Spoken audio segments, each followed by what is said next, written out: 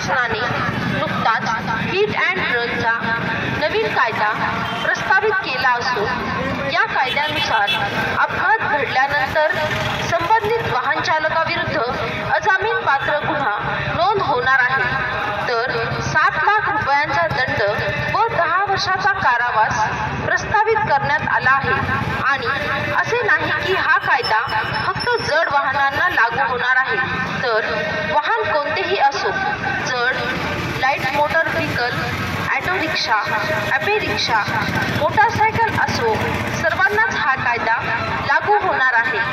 यामुळे या कायद्याची अंमलबजावणी सुरू झाल्यास वाहन चालवण्याची हिंमत चालक करू शकणार नाही। मग तो कोणत्याही वाहनाचा चालक का असेना, त्याच्या हाताने जर अपघात घडला तर तो दंड भरायला 7 लाख रुपये कुठून आणणार?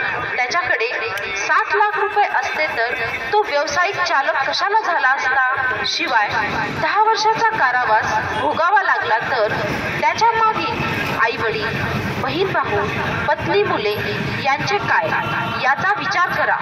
यामुळे हे लक्षात घ्या की या कायद्याची अंमलबजावणी जर प्रत्यक्षात सुरू झाली तर याचे दुष्परिणाम फक्त वाहन चालकावरच नाही, तर मालक आणि एकूण देशात राहणाऱ्या सर्व जनतेवर प्रत्यक्ष अप्रत्यक्ष होणार आहे। तेव्हा याकडे वाहन चालक व मालक पुरताच हा कायदा आहे असे समजू नका, तर हा कायदा सर्वांवरच दुर्गामी दुष्परिणाम करणार आहे। म्हणून वाहन चालक व मालकांनी या कायद्याविरोधात उभारलेल्या लढ्यात सामील व्हा आणि येत्या सोमवार दिनांक 15 जानेवारी 2024 पासून मोटारसायकल पासून तर जड वाहनांपर्यंत एकूण एक वाहन बंद ठेवा। जोपर्यंत वाहन चालक वाहने बंद करून ठेवणार नाही तोपर्यंत केंद्र शासनाने प्रस्तावित केलेला हा कायदा केंद्र शासन मागे घेणार नाही, हे लक्षात घ्या।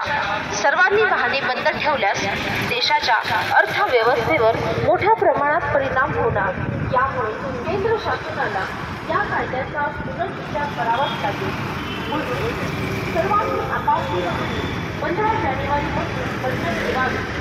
तरी कृपया सर्व वाहन चालकांनी आपल्या मर्जीने स्वइच्छेने सर्व वाहने 15 जानेवारी 2024 पासून बंद करावी व या काळ्या कायद्याबद्दल आपला निषेध दर्शवावा, ही विनंती।